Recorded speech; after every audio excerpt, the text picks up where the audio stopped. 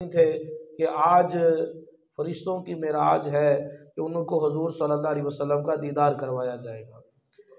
नबी पाक सल्लल्लाहु ताला अलैहि वसल्लम दुनिया में तशरीफ़ लाए तो फरिश्ते ने अर्ज़ की, फरिश्तों ने कहा अल्लाह अज़्ज़ व जल हम भी तेरे हबीब का दीदार करना चाहते हैं, तेरे हबीब के पीछे नमाज़ पढ़ना चाहते हैं। तो अल्लाह तबारक व तआला ने हुजूर सल्लल्लाहु अलैहि वसल्लम को आसमानों पर बुलाया, तमाम फरिश्ते जमा हुए और हुजूर सल्लल्लाहु अलैहि वसल्लम का दीदार किया, हुजूर की बारगाह में सलाम अर्ज़ किया, हुजूर के पीछे नमाज भी अदा फरमाई। ये फरिश्तों की मेराज भी थी और नबी पाक सल्लल्लाहु अलैहि वसल्लम की भी मेराज। अब हुजूर सल्लल्लाहु अलैहि वसल्लम ने शाह फरमाया अना हबीबुल्लाह, मैं अल्लाह का हबीब हूँ। तो जब महबूब होता है ना, महबूब, उसका गम, उसकी परेशानी मुहिब से देखी नहीं जाती। तो हुजूर सल्लल्लाहु अलैहि वसल्लम की ज़ौजा मोमिनीन की माँ अम्मा उम्मुल मोमिनीन खदीजतुल कुबरा रज़ियल्लाहु ताला ने इंतकाल कर गई थी। आपके चचा अबू तालिब भी इंतकाल कर गए थे। काफिरों की सरंगेशियाँ और बढ़ गई थी। तो आप गमगीन थे और दिल पर बड़े सदमे भी थे। एक तो ज़ौजा भी इंतकाल कर गई, चचा भी इंतकाल कर गए और काफिरों की जो सरंगेशियाँ हैं वो और ज़्यादा बढ़ गई हैं। तो अल्लाह तबारक व तआला ने हुजूर सल्लल्लाहु अलैहि वसल्लम को सैर करवाई। ये सफ़र नहीं था, ये सैर थी। क्योंकि सफ़र अजाब का टुकड़ा होता है, सफ़र में थकावट होती है, सफ़र में परेशानी होती है, लेकिन जो सैर होती है उस सैर के अंदर थकावट और परेशानी नहीं होती। अल्लाह तबारक व तआला ने इरशाद फरमाया सुब्हानल्लज़ी अस्रा बिअब्दिही लैलन मिनल मस्जिदिल हरामी इलल मस्जिदिल अक़सा, कि पाक है वो ज़ात जिसने अपने बंदा ख़ास को रात के थोड़े से हिस्से में मस्जिदुल हराम से मस्जिद अक़सा की सैर करवाई। असरा, असरा का मतलब सैर करवाई, सफ़र नहीं करवाया, सैर करवाई गई हुजूर सल्लल्लाहु अलैहि वसल्लम को कि महबूब ये फ़र्श वाले आपकी शौकत का आलू क्या जाने, खुसरवा अर्श पर उड़ता है फरेरा तेरा। महबूब ये ज़मीन वाले क्या जाने कि आपकी शान व अज़मत क्या है। आप आए, आसमान पर लाया गया, आपको जन्नत आपके लिए सजाएगी, आसमानों पर आपका इस्तकबाल हुआ, मस्जिद अक़सा में आपका इस्तकबाल हुआ, बैतुल मामूर पर आपका इस्तकबाल हुआ, जन्नत में आपका इस्तकबाल हुआ। महबूब देखें कि आपकी शान व अज़मत क्या है, आपका मकाम व मर्तबा क्या है, और फिर उसको भी देखें जिसको आज तक कायनात के किसी इंसान ने नहीं देखा, कि रब को सर की आंखों से देखा। तो ये वो रात थी जिसको आला हज़रत ने यूँ बयान किया, खुदा ही दे सब्र जाने पुरगम, दिखाऊं क्यों कर तुझे वो आलम, जब उनको झुरमुट में लेकर कुदसी जीना का दूल्हा बना रहे थे, उतार कर उनके रुख का सदका वो नूर का बट रहा था बाड़ा, कि चांद सूरज मचल मचल कर जबी के खैरात मांगते थे। वही तो अब तक झलक रहा है, वही तो जोबन टपक रहा है, नहाने में जो गिरा था पानी कटोरे तारों ने भर लिए थे। बचा जो उनके तलवों का धोवन, बना वो जन्नत का रंगो रोगन, जिन्होंने दूल्हा की पाई उतरन वो फूल गुलजारे नूर के थे। तबारक अल्लाह है शान तेरी, तुझी को ज़ेबा है बेनियाज़ी, कहीं पे जोशे लन तरानी, कहीं पे तकाज़े विसाल के थे। सितम किया मत कटी थी कमर वो खाक उनके राह गुजर की थी, उठा ना लाया के मलते मलते कि देखना के सब दाग धुले थे। आला हज़रत फरमाते हैं कि तबारक अल्लाह शान तेरी, या अल्लाह तेरी शान, तू बड़ी बरकत वाला है। तबारक अल्लाह शान तेरी, तुझी को है बेनियाजी, या अल्लाह तू बड़ा बेनियाज है। मूसा अलैहिस्सलाम तेरी बारगाह में बड़ी इल्तिजा करते हैं, रब्बी आरिनी, ए रब मैं तुझे देखना चाहता हूँ। तो तेरी बारगाह में इल्तिजा की, लेकिन तेरी बारगाह से बड़ी जलाल वाले अंदाज में जवाब आया, लन तरानी, मूसा तू मुझे हरगिज नहीं देख सकता। यानी कि मूसा अलैहिस्सलाम को डांट दिया गया, जलाल में आकर बात की कि मूसा तू मुझे हरगिज नहीं दे सकता, तू मुझे देखने की बात करता है। अल्लाह पाक ने कोहे तूर पर तजल्ली डाली और मूसा अलैहिस्सलाम उस तजल्ली को बर्दाश्त न कर सके, आप बेहोश हो गए और आपके साथ जो बनी इसराइल वाले हुए थे वो मौत के घाट उतर गए। एक तजल्ली कि मूसा तू तो मेरी तजल्ली, मुझे क्या देखेगा, तू तो मेरी तजल्ली बर्दाश्त नहीं कर सकता। लेकिन तबारक अल्लाह शान तेरी, तुझी को ज़ेबा है बेनियाजी, कहीं पे जोशे लंतरानी। लेकिन जब बारी आती है आमिना के लाल की, तो जिब्राईल अलैहिस्सलाम हुजूर सल्लल्लाहु अलैहि वसल्लम अपनी बहन के घर उम्मे हानी के घर आराम फरमा रहे हैं और जिब्राईल अलैहिस्सलाम हाजिर खिदमत होते हैं। इशा की नमाज हुजूर ने अदा कर दी, आराम फरमा रहे हैं, अपने काफूरी होंठ हुजूर के कदमों पर लगाते हैं, हुजूर ठंडक महसूस करते हैं। हुजूर फरमाते हैं जिब्राइल कैसे आना हुआ, अर्ज़ करते हैं या रसूल अल्लाह, अल्लाह पाक आपकी मुलाकात का मुश्ताक है। उधर इल्तिजा है इधर हुजूर ने नहीं अल्लाह की बारगाह में अर्ज़ की कि अल्लाह मैं तुझे देखना चाहता हूँ, लेकिन अल्लाह पाक जिब्राइल अलैहिस्सलाम को भेज रहा है कि महबूब आइए हम आपको अपना दीदार करवाते हैं। तबारक अल्लाह, शान तेरी तुझी को ज़ेबा है बेनियाज़ी, कहीं पे जोशे लंतरानी, कहीं पे तकाज़े विसाल के थे, विसाल मिलाप। जिब्राइल अलैहिस्सलाम को भेजा जा रहा, महबूब आए हमसे मुलाकात करें। जिब्राइल अलैहिस्सलाम हुज़ूर सल्लल्लाहु अलैहि वसल्लम को फरिश्तों की ज़रूरत में मस्जिदुल हराम ले गए। जमजम से आग को सजाया जा रहा है, आग को नहलाया जा रहा है। उसको आला हज़रत ने यूँ बयान किया, खुदा ही दे सब्र जान पुरगम, दिखाऊं क्यों कर तुझे वो आलम। जब उनको झुरमुट में लेकर कुदसी फरिश्ते कुदसी जिना का धूला बना रहे थे, जन्नत का धूला बना रहे थे, उतार कर उनके रुख का सदका वो नूर का बट रहा था बाड़ा कि चांद सूरज मचल मचल कर जबी की खैरात मांगते थे। ये चांद सूरज की जो चमक है ना, ये इन्होंने हुजूर से नूर लिया है, खैरात में रोशनी ली है, जिसकी बिना पर ये चमक रहे हैं। और हुजूर को नहलाया गया, वो जो कतरे गिर रहे थे ना, वो सितारों ने ले लिए थे, सितारे भी चमक रहे हैं। कहते हैं सितम किया मत कटी थी, कमर वो खाक उनके राह गुजर की थी। आला हज़रत फरमाते चांद तेरी मत मारी गई थी, हुजूर यहाँ से गुजरे थे, तेरे पास से गुजरे थे। जब हुजूर यहाँ से गुजरे थे, हुजूर के कदमों की खाक लेकर अपने मुंह पर भर लेता, तेरे सारे दाग मिट जाने थे।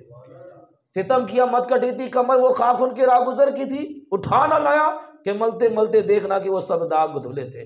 क्या अजीम शान मौजज़ा अल्लाह पाक ने हमारे प्यारे नबी सल्लल्लाहु अलैहि वसल्लम को अता किया। इसलिए अता किया ताकि इस क़यामत तक के लोगों को पता चल जाए कि हुजूर की तरह का कोई नहीं है।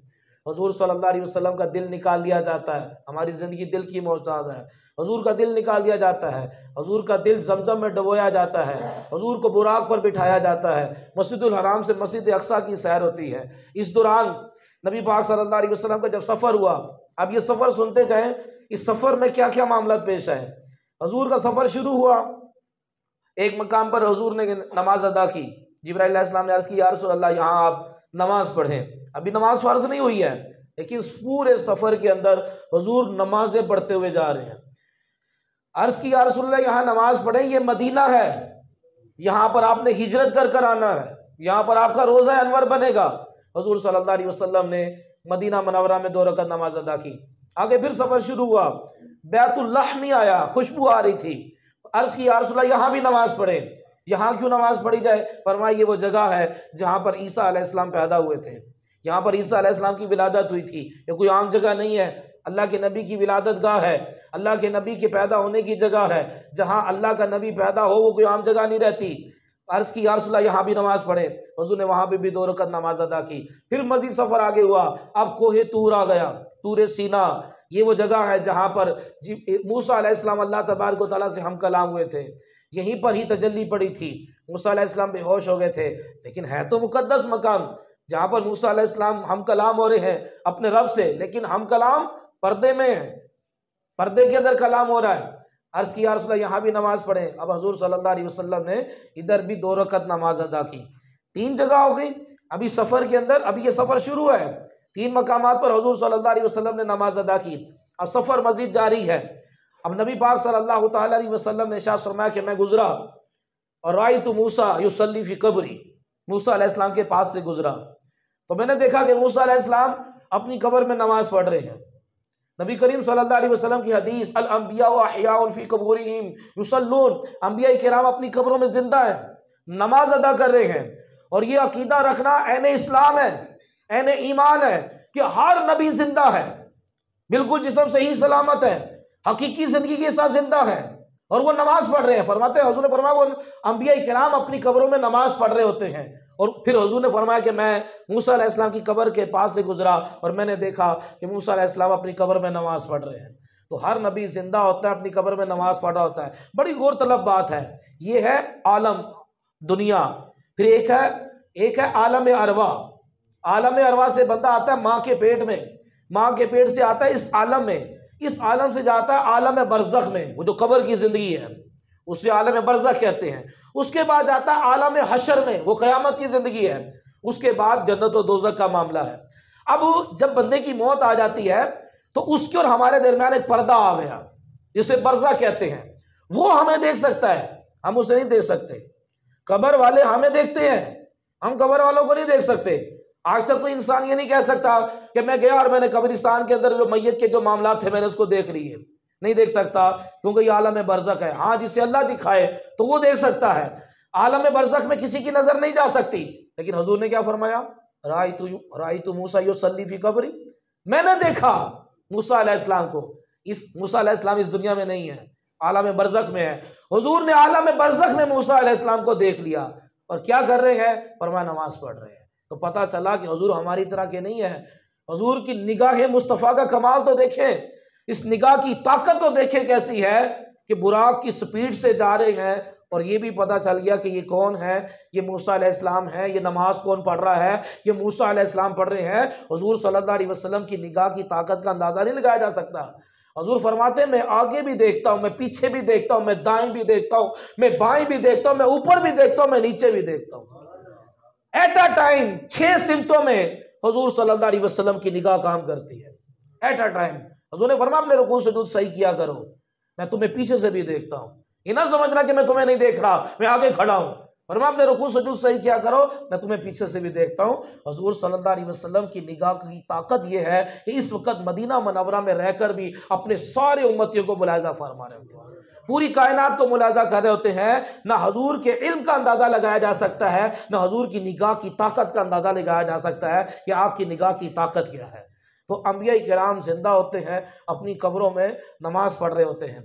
तो अब हुजूर सल्लल्लाहु अलैहि वसल्लम ने कोहे तूर पर नमाज पढ़ी, मदीना मुनव्वरा पे नमाज पढ़ी, बैतुल लहमी में नमाज पढ़ी, मुकद्दस जगहों पर हुजूर नमाज पढ़ रहे हैं। इससे अकीदा क्या साबित हो रहा है कि मुकद्दस मकामात पर नफल पढ़ना ये सुन्नत मुबारका है, ये बिदअत नहीं है।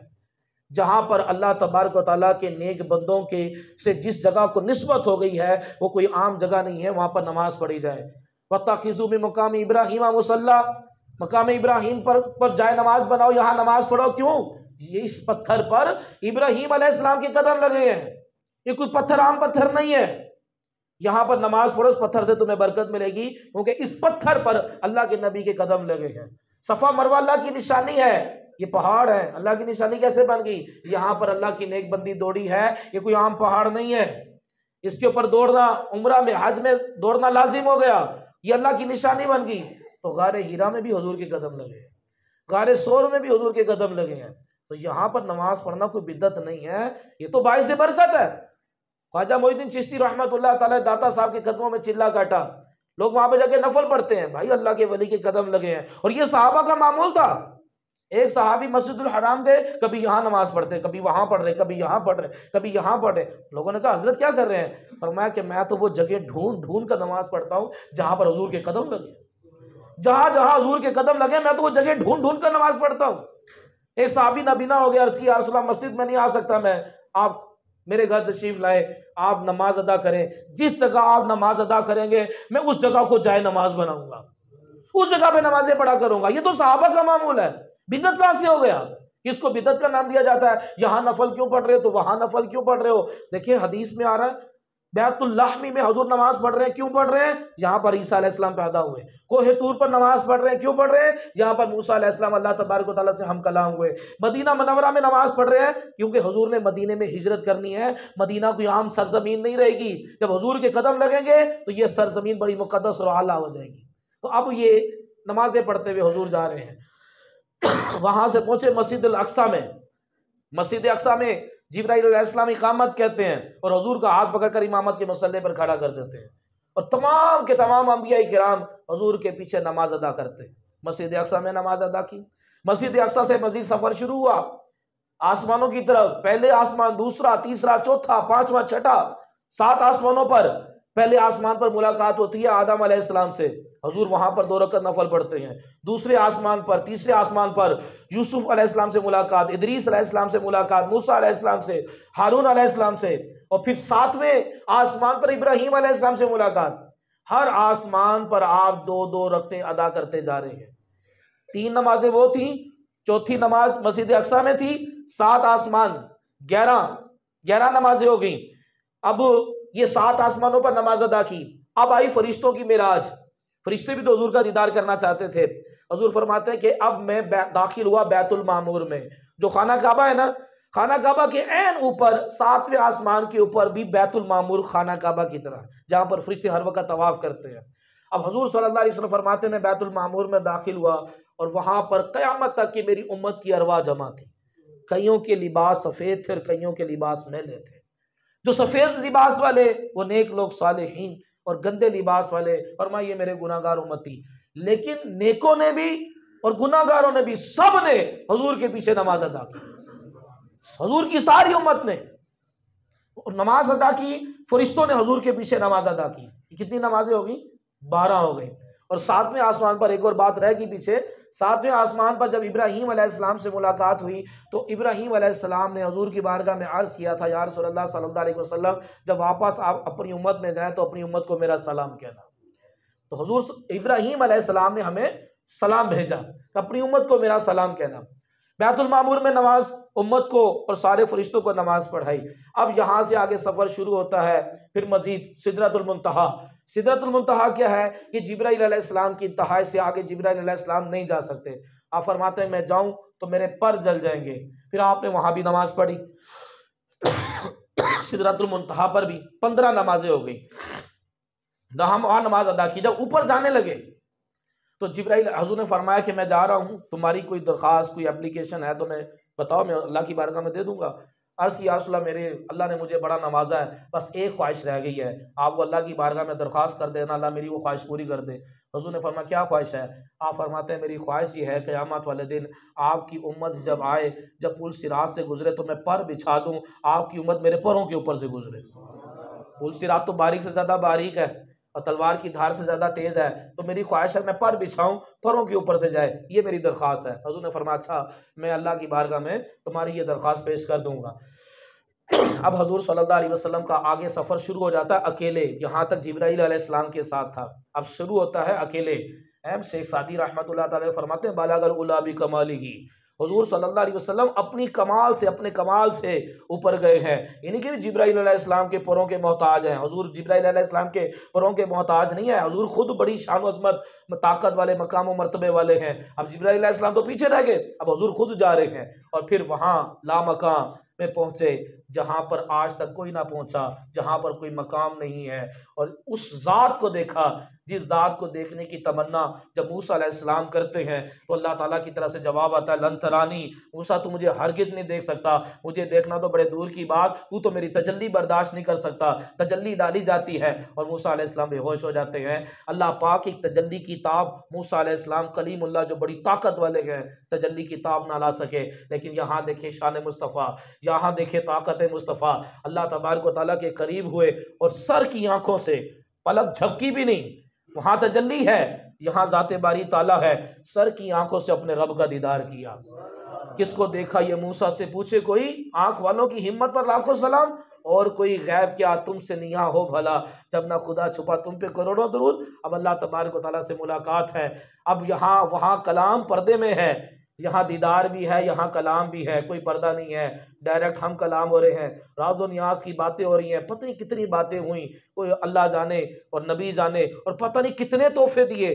भाई हबीब आया है, तोहफे तो बनते हैं, क्या क्या तोहफे दिए। जब हुजूर सल्लल्लाहु अलैहि वसल्लम तोहफे लेकर वापस आने लगे, अब हुजूर वापस आने लगे हैं, अल्लाह फरमा रहा है आइना हाजतु का जिब्राइल, महबूब वो जिब्राइल की एप्लीकेशन किधर है। हुजूर वापस जा रहे हैं और अल्लाह फरमा रहा है महबूब वो जिब्राइल ने जो आपको कहा था कि मेरी दरख्वास्त रब की बारगाह में दे देना, वो दरख्वास्त किधर है। फिर हुजूर ने अल्लाह की बारगाह में अर्ज़ की कि हाँ बारी ताला, वो जिब्राइल ने कहा था कि मेरी ख्वाहिश है कि आपकी उम्मत मेरे पैरों के ऊपर से गुजरे। तो अल्लाह तबारक व तआला ने इरशाद फरमाया जिब्राइल की ख्वाहिश को पूरा कर दिया गया कि आपकी उम्मत जिब्राइल के पैरों के ऊपर से गुजरेगी। यानी कि हुजूर के सदके इस उम्मत को कैसा कैसा नवाजा जा रहा है। अब मैं 3 तोहफों की बात करने लगा हूँ। 3 तोहफे कौन से दिए गए? पहला तोहफा दिया गया सूरह बकरा। पूरा कुरान जिब्राइल अलैहिस्सलाम लेकर आते रहे, सारी आयतें जिब्राइल अलैहिस्सलाम लाए हैं, लेकिन हुजूर ने फरमाया सूरह बकरा की आखिरी आयतें, आमन रसूल वाली, फरमाया ये आखिरी आयतें, ये मैंने मिराज पर मुझे अल्लाह की बारगाह से डायरेक्ट मिली है। आखिरी आयतें सूरह बकरा की पढ़ी जाएं, घर में जादू जिन्नात का असर नहीं होगा। रात में पढ़ी जाएं, कोई जिन इंसान बंदे को नुकसान नहीं पहुंचाएगा। फरमाया सूरह बकरा की आखिरी 2 आयतें, ये तोहफा मिला। दूसरा तोहफा नमाज का मिला, 50 नमाजें लेकर आ रहे थे। मूसा अलैहिस्सलाम से मुलाकात हुई छठे आसमान पर। मूसा अलैहिस्सलाम ने कहा आपकी उम्मत 50 नमाजें नहीं पढ़ सकेगी। आप जाकर कम करवाएं। हजूर गए, 45 हुई, फिर गए 40 हुई, फिर गए 35 हुई, यूं आपका आना जाना लगा रहा है। कसरे दना तक किसकी रसाई, जाते ये हैं आते ये हैं। तो आखिर में 5 नमाजें रह गईं। अब कोई इतराज़ करता है कि हुजूर के पास तो गैब का इल्म नहीं। अगर हुजूर के पास गैब का इल्म होता तो बार बार चक्कर ज़रूर लगाते, पहली मरतबा ये 5 करवा कर आते। तो अगर हुजूर के पास गैब का इल्म नहीं तो फिर रब के पास भी गैब का इल्म नहीं। अल्लाह को नहीं पता था कि महबूब ने 5 करवानी है, बार बार जो चक्कर लग रहा है मैं पहले ही 5 कर दूं। भाई इतराज़ तो अल्लाह पे भी बनता है। तो ये इतराज़ तुझे क्या पता कि ये आना जाना किस लिए था? ये तो बार बार जाने का बहाना है कि फिर जाऊं रब का दीदार करूं। और मूसा अलैहिस्सलाम बार बार भेज रहे हैं कि हुजूर ना जाए, उन आंखों को तो बार बार देखूं कि जो आंखें बार बार रब को देख कर आ रही हैं। ये तो इश्क मोहब्बत की बात है। तू इस पर कीड़े निकाल रहा है कि गैब का इल्म नहीं, गैब का इल्म नहीं। और फिर दूसरी बात, जो लोग कहते हैं कि ये दुनिया से चले जाने के बाद कोई मदद नहीं कर सकता, अगर कोई अकीदा रखे कि दुनिया से चले जाने के बाद मदद कर सकता है, वो मुशरिक है। तो उस बंदे को चाहिए कि वो 5 नमाजें ना पढ़े, 50 पढ़े। क्योंकि मूसा अलैहिस्सलाम को दुनिया से गए हुए 2500 साल हो गए थे। मूसा अलैहिस्सलाम ने इस उम्मत की मदद की, 50 नमाजों को मूसा अलैहिस्सलाम ने 5 करवाया। ये मदद है कि नहीं मदद है? और दुनिया से जाने के बाद मदद है। तो ये अकीदा ही गलत है। ऐसा ना कुरान में ना हदीस में है कि जो दुनिया से चला गया वो मदद नहीं कर सकता। अभी तुर्की में जलजिला आया है, एक बंदे ने कसम खाकर ये वाकया बयान किया है। कहता है खातून मेरे पास आई, कहने लगी इस मलबे में मेरे सारे बच्चे दबे हुए हैं, इनको निकालो। कहते हमने पूरी टीम बुलाई, उसके बच्चों को निकाला। तो औरत गैब। मैंने कहा यार तुम्हारी माँ ने कहा था कि मेरे बच्चे दब गए हैं, मेरे बच्चों को यहाँ से निकालो। तो बच्चे कहने लगे कौन सी माँ, हमारी माँ को तो फौत हुए 4 साल हो गए हैं। कौन कहता है कि बंदा मर जाए तो उसके बाद मदद नहीं कर सकता? हल्फिया बयान दे रहा है वो तुर्की का बंदा। माँ ने दुनिया से जाने के बाद भी उसको अपने बच्चों की पड़ी हुई है, मेरे बच्चे मलबे तले दबे, इनको निकालो। मूसा अलैहिस्सलाम ने 2500 साल के बाद इस उम्मत की मदद की कि 50 नमाजें इनसे पढ़ी नहीं जाएंगी, आप 5 करवाएं। तो अल्लाह पाक ने तोहफा दिया नमाजों का, लेकिन हमें तोहफा कबूल नहीं। हमसे वो 5 नमाजें ही नहीं पढ़ी जाती, उस तोहफे को हमने पसे पुष्ट डाल दिया। तो मेरे मोहतरम इस्लामी भाइयों, हमें नमाज की पाबंदी करनी होगी। वह अल्लाह तबारक व तआला कुरान में इरशाद फरमाता है मन अरादा अन ज़िक्री फ़इन्ना लहू माइशतन दंका, अगर तुम नमाज छोड़ोगे मैं तुम्हारी जिंदगियां तंग कर दूंगा। नमाज की पाबंदी करी जाए, पाबंदी करे और दुरुस्त नमाज पढ़ी जाए तो दौलत की फरावानी होती है, बंदे को जिस्म में इत्मीनान आफियत मिलती है, सेहत मिलती है, रिस्क के अंदर इजाफा होता है। नमाज की पाबंदी करना ज़रूरी है, लेकिन बदकिस्मती के साथ महंगाई का, परेशानी का रोना रो रहे हैं। बेरोज़गारी हो गई, फैक्ट्रियाँ बंद हो गई। और भाई फैक्ट्रियाँ बंद होगी, बेरोज़गारी है, घर में वेले बैठे क्या कर रहे हो? बेरोज़गार लोग मस्जिद में नज़र क्यों नहीं आते? पहले तो तुम कहते थे कि हमारे पास मसरूफियत बड़ी है, हम काम काज में मसरूफ़ हैं, अब तो तुम्हारे पास काम काज नहीं है, तो अब क्यों नहीं नमाज पढ़ते? तो पता चला कि ये सिर्फ बहाना है। तो ये नमाज मोमिन की मेराज है। हुजूर सल्लल्लाहु अलैहि वसल्लम रब का दीदार कर कर आए। अर्ज़ की अल्लाह फिर मुझे दुनिया में भेज रहा है, दुनिया की मुसीबत है, उस मुसीबत में फिर भेज रहा है। अल्लाह पाक ने फरमाया कि महबूब आपको नमाज का तोहफा दिया है, आप दिन में रोजाना 5 मरतबा मुझसे मुलाकात करोगे, 5 मरतबा मुलाकात करोगे, अपनी उम्मत के लिए वापस जाए। तो ये अस्सलातु मिराजुल मोमिन, नमाज के मोमिन की मिराज है। बंदा दिन में 5 मरतबा अपने रब से मुलाकात करता है। कोई सियासी बंदा, कोई थोड़ा सा बड़ा अफसर बंदा है, कोई बड़े पीर साहब है, कोई बड़े मुफ्ती साहब है, या कोई भी थोड़ा सा बड़ा बंदा है, उससे मिलना आसान काम नहीं होता, उससे बात करना आसान काम नहीं होता। लेकिन पूरी कायनात का जो खालिक और मालिक है, उससे मिलने के लिए, उससे बात करने के लिए किसी से परमिशन की जरूरत नहीं है। वजू करे, मस्जिद में आए, 2 रकात नमाज अदा करे, अपने रब से बातें शुरू कर दे, अपने रब से मुलाकात करे। पूरी कायनात के खालिक और मालिक से बात करने के लिए कोई परमिशन की जरूरत नहीं, जब चाहे अपने रब से बात करे, जब चाहे अपने रब से बात करे। लेकिन जिससे बात करना, जिसके दरवाजे खुले हैं कि आओ मुझसे मुलाकात करो, मुझसे बात करो, और जो हर तरह की मुश्किल दूर करने की ताकत रखता है, हम उसके दरवाजे पर जाते नहीं है, दुनिया के कुत्तों के दरों पर जाकर हम धक्के खाते रहते हैं। बुजुर्ग फरमाते हैं जब मेरा दिल करता है कि मेरा रब मुझसे बातें करे तो मैं कुरान पढ़ना शुरू कर देता हूँ, और जब मेरा दिल करता है कि मैं रब से बातें करूं, मैं नमाज पढ़ना शुरू कर देता हूँ। हुजूर ने फरमाया कि बंदा नमाज में अपने रब से सरगोशियां करता है। बंदा क्या करता है? नमाज में अपने रब से मुनाजात करता है। तो जब बंदा नमाज छोड़ दे, उसकी 6 सजाएं दुनिया में हैं, 3 सजाएं मौत के वक्त है, 3 सजाएं कब्र में है और 3 सजाएं कब्र से निकलने के बाद है। दुनिया की 6 सजाएं। नंबर 1, उसकी उम्र से बरकत खत्म हो जाएगी। नंबर 2, उसके चेहरे पर नेक बंदों की निशानी खत्म हो जाएगी। नंबर 3, अल्लाह पाक उसका कोई अमल कबूल नहीं करेगा। जब तक नमाज की पाबंदी ना हो कोई अमल काबिल कबूल नहीं। यतीम खाने चलाता हो, हॉस्पिटल चलाता हो।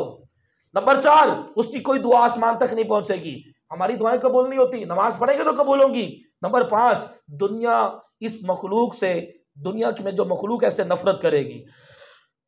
नेक लोग दुआएं करेंगे, नेक लोगों की दुआ में इसका हिस्सा नहीं होगा। ये दुनिया में 6 सजाएं हैं। मौत के वक्त जलील होकर मरेगा, भूखा मरेगा, प्यासा मरेगा। इतना प्यास लगेगी मरते वक्त सारे समुद्र का पानी भी पिला दिया जाए तो उसकी प्यास नहीं बुझेगी। कब्र की 3 सजाएं। कब्र इसके लिए तंग कर दी जाएगी, इसकी पसलियां एक दूसरे में दाखिल हो जाएगी, इसकी कब्र में आग भड़का दी जाएगी, इसकी कब्र में एक सांप, उसका नाम शजल कुरा है, मुसल्लत किया जाएगा। वो कहेगा फजर की नमाज छोड़ने पर जोहर तक, जोहर की नमाज छोड़ने पर असर तक, असर की नमाज छोड़ने पर मगरिब तक, मगरिब की नमाज छोड़ने पर ईशा तक, ईशा की नमाज छोड़ने तक फजर तक तुझे मैं डसता रहूं। ये कब्र के अंदर उसको आजाद दिया जाएगा। और ये कब्र के बाद वाली 3 सजाएं। उसके बाद की सजाएं क्या हैं?